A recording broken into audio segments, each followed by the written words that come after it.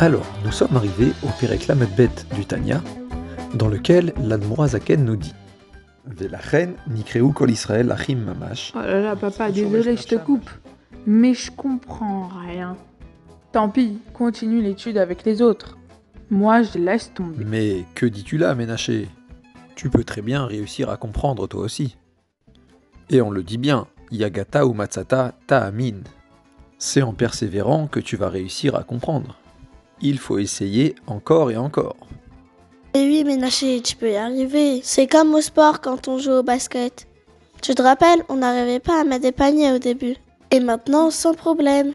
Ou quand la dernière fois, tu m'as encouragé à faire une très belle tour avec mes Legos. Et c'était la plus belle tour. Vous avez raison, en fait, c'est vrai. Peut-être je n'ai pas assez cherché les forces qui sont en moi. En classe, c'est pareil.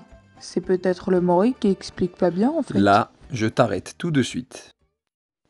Et je vais te lire le Hayom Yom du 20 Iyar, qui dit « On ne peut pas se prévaloir de qui que ce soit. Il faut faire beaucoup d'efforts. Alors, avec patience et amabilité, on parvient à connaître le succès en tout, avec l'aide de Dieu. Quand on n'arrive pas à faire quelque chose, c'est juste qu'on n'a pas mis assez d'efforts de notre part. » Als Leo geht Matzoso Altaimi.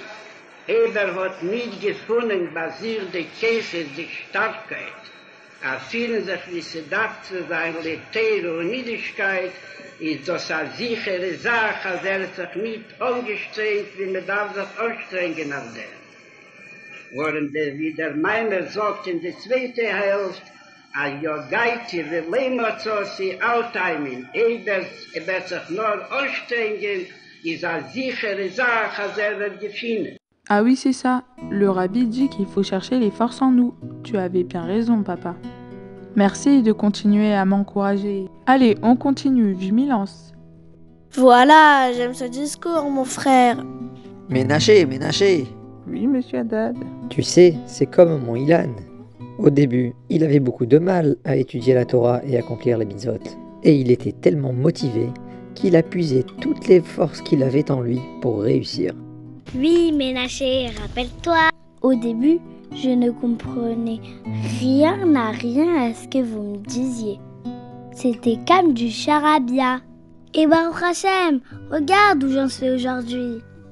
C'est vrai, Ilan, tu as fait énormément de progrès. Oui, et grâce à tous ces progrès, il y a même mon père qui est venu aujourd'hui étudier avec moi la Torah. Oui, Baruch Hashem, et j'en suis très fier. C'est comme mon épouse et moi-même, on ne comprenait pas bien les lois de Shabbat et de la cacheroute.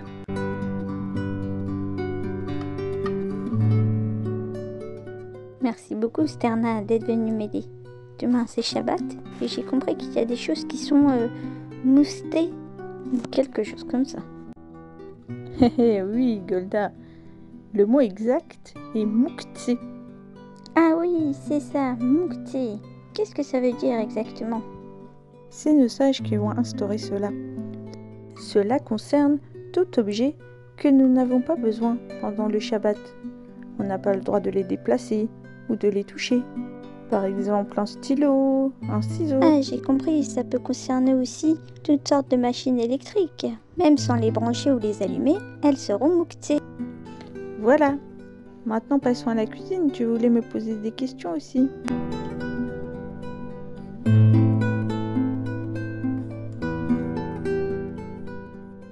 Alors, nous avons bien cachérisé la cuisine. Et maintenant, on a 2 éviers.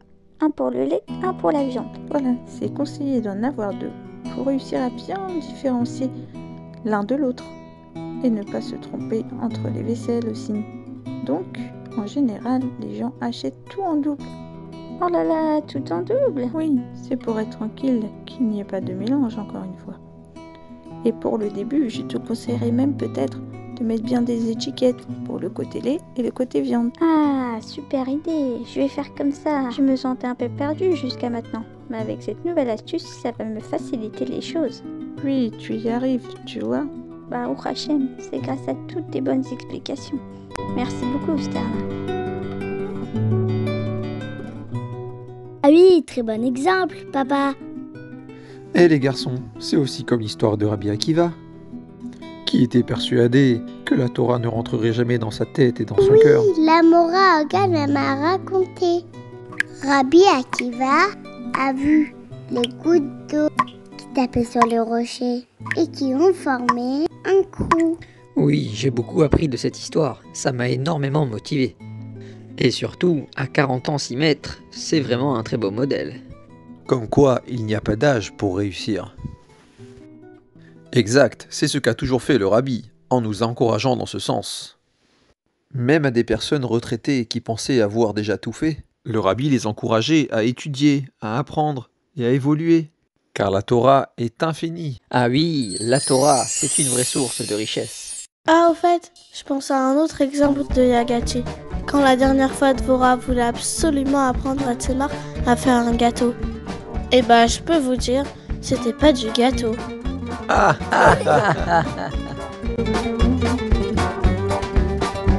Alors Thémar, tu es prêt pour faire le gâteau?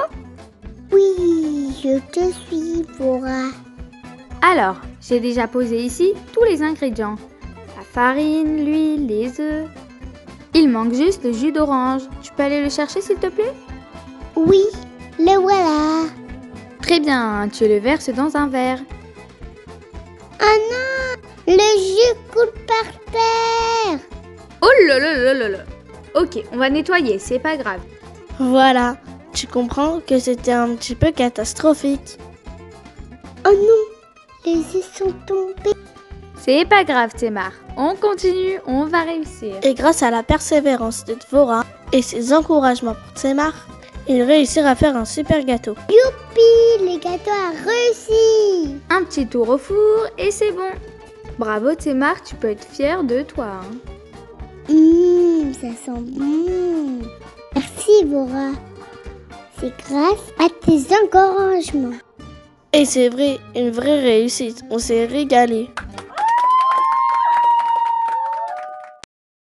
Ça vous dirait de vous joindre à nous pour finir l'étude de Avot Ubanim? Ah oui, avec plaisir, pourquoi pas. D'ailleurs, c'est bien dans la Gemara qu'on trouve le pasuk Yagati? Oui, dans la Gemara Megillah.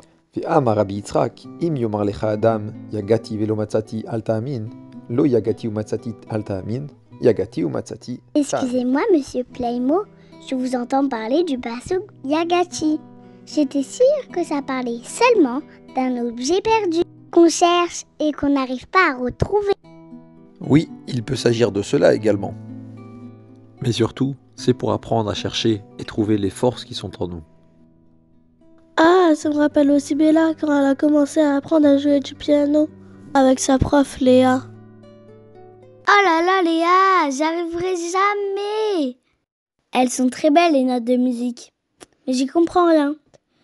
Je crois que ça va pas rentrer dans ma tête. Je laisse tomber. C'est souvent comme ça les débuts, Bella. Un petit peu difficile. Mais si tu persévères et tu continues à t'entraîner, tu vas réussir. Bien, réessayons petit à petit. Allez. Oh là là, j'ai fait une fausse note. C'est pas grave, on reprend du début.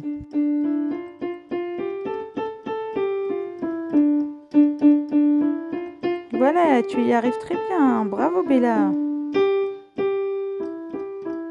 Bravo. Très bon exemple, Ephraim. Je pense qu'on peut tous trouver un exemple de ce passouk dans notre vie et en prendre de la graine. Eh ben, quelle belle étude, mes amis. Chacun a apporté sa touche personnelle. Pour finir en beauté, chantons tous ensemble ce passouk de Yagati.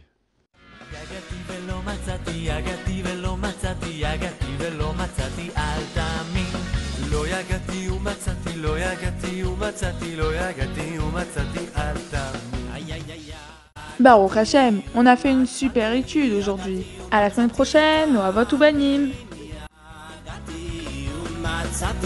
Yagati umatzati ta'ami